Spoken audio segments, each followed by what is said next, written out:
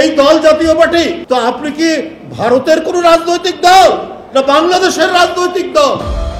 আপনি কি ভারতের কোনো রাজনৈতিক দল নাকি বাংলাদেশের রাজনৈতিক দল? এই আপনাদের মেরুদণ্ড, এই আপনাদের নীতি এবং আদর্শ, এই আপনাদের চরিত্র। 2 সেপ্টেম্বর এক আলোচনা সভায় জাতীয় পার্টির চেয়ারম্যান জিএম কাদেরকে কটাক্ষ করে এসব প্রশ্ন ছুড়ে দেন বিএনপির সিনিয়র যুগ্ম মহাসচিব রুহুল কবির রিজভী। শুধু তাই নয়, জাতীয় পার্টি ভারতের কোনো রাজনৈতিক দল কিনা তা নিয়েও শঙ্কা প্রকাশ করেন তিনি। এ সময় রিজভী বলেন, 2024 সালের নির্বাচনের আগে জিএম কাদের ভারতে গেলেন। তখন সাংবাদিকরা তাকে প্রশ্ন করলেন যে আপনার সঙ্গে কি কথা হলো। তখন জিএম কাদের বলেছেন, ভারতের পারমিশন ছাড়া কিছু বলতে পারবো না। এই হচ্ছে জাতীয় পার্টির অবস্থা। আওয়ামী ফ্যাসিবাদকে কারা 16 বছর জনগণের লক্ষ কোটি টাকা পাচারের সুবিধা করে দিয়েছে। তিনি বলেন, ভয়ঙ্কর রক্তপিপাসু শেখ হাসিনার আওয়ামী ফ্যাসিবাদকে যারা রক্ষা করেছে, যারা 16 বছর জনগণের লক্ষ কোটি টাকা পাচারের সুবিধা করে দিয়েছে, যারা এই দেশকে আওয়ামী ভয়ঙ্কর স্বেচ্ছাতন্ত্রকে প্রতিষ্ঠা করার দায়িত্ব পালন করেছে, তার মধ্যে একটি হচ্ছে জাতীয় পার্টি।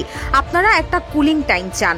2008 থেকে 2009 সালে ক্ষমতায় আসার পর শেখ হাসিনা 2 বছরের একটা কুলিং টাইম দিয়েছেন, তারপরে টর্চার করেছেন। বিএনপি কখনো টর্চারে বিশ্বাস করে না।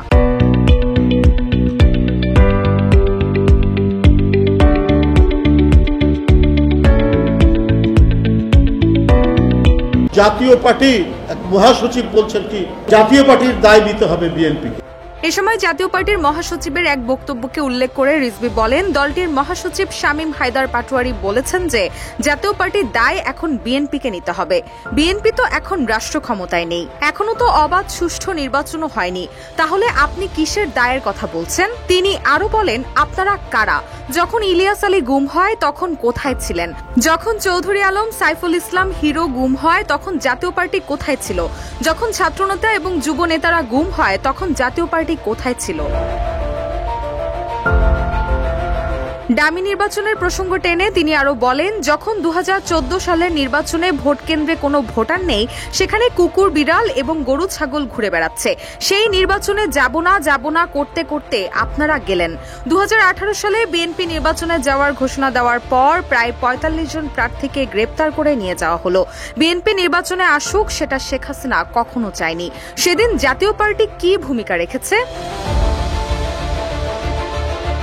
রিজভী অভিযোগ করে বলেন, আমরা প্রত্যেকে ভুক্তভোগী, সবাই সর্বনিম্ন 500 মামলায় আক্রান্ত।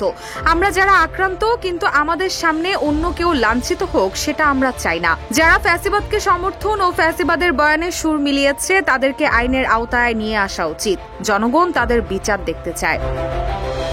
রুশা সুর, নিউজ ডেস্ক, ইত্তেফাক।